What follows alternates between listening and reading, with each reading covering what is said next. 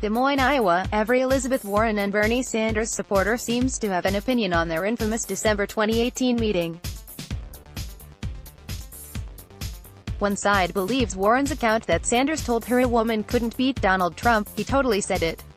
Women are watching, Bernie. The other is just as convinced she embellished or lied for political advantage. We obviously know that it was complete BS. Story continued below. Interviews with more than 24 voters at events for Sanders and Warren last weekend made clear that the hard feelings between the two progressive icons have extended to their supporters. The situation has injected a volatile mix of gender politics and alleged sexism into the final weeks of the campaign, and added another layer of uncertainty to a primary where any number of outcomes remain possible. Despite Warren and Sanders' attempts to move on, the fight's aftermath poses risks for both candidates, potentially hurting Sanders' standing with female voters and undermining Warren's attempt to portray herself as the candidate best equipped to unite the party. Even though many voters expressed a desire to move forward, the interviews show that the collision has at least temporarily colored the opinions each candidate's supporters have of the other. Many Sanders voters see a cynically orchestrated hit piece by Warren or her allies to save her candidacy and hurt Sanders in the final stretch of the campaign, coming more than a year after the meeting took place. I mean, it was a mugging. Kurt Ehrenberg, who served as Sanders' New Hampshire political director in 2016 and left his 2020 campaign earlier this year, said of the dispute. He added it caught the Sanders campaign flat-footed. They didn't have a good plan to deal with it clearly, except to react angrily, and that was the wrong way to react. I think she feels she's slipping and losing a little momentum and she's a little bit frightened by that, Sanders backer Dale Howard of Nashua, New Hampshire said after a town hall the candidate held on Saturday. I can't imagine him saying it. Or as Christine Acevedo, a 48-year-old Boston activist who traveled to Exeter to see Sanders at a town hall, put it, we obviously know that it was complete BS. Several people supporting or strongly considering Warren, however, see a Stubberman defensively insisting he said nothing wrong and trying to paint Warren as either oversensitive or a liar. I would have rather him said, it was wrong of me to ever give you that impression. Boom.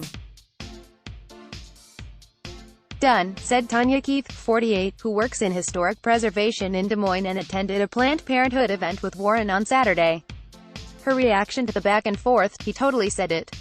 Women are watching, Bernie. I know what men say to us in rooms and then what they say to us in person to gaslight us, and I just want you to know that I believe you 100%.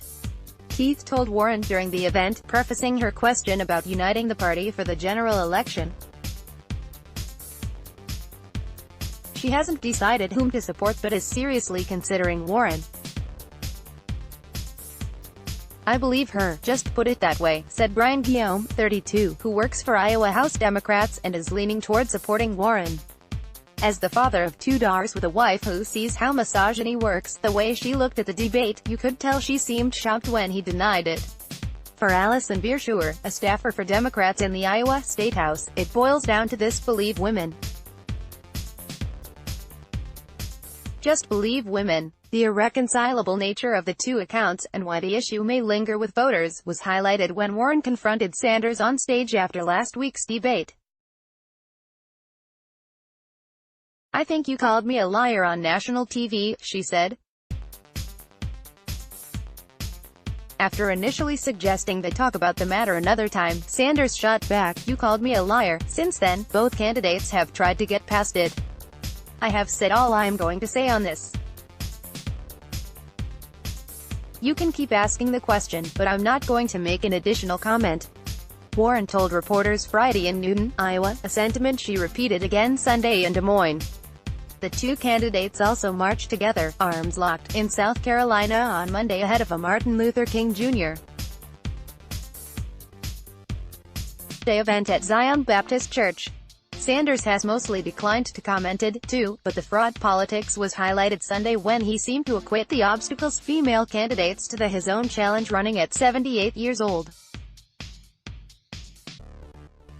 I think everybody has their own sets of problems, he said.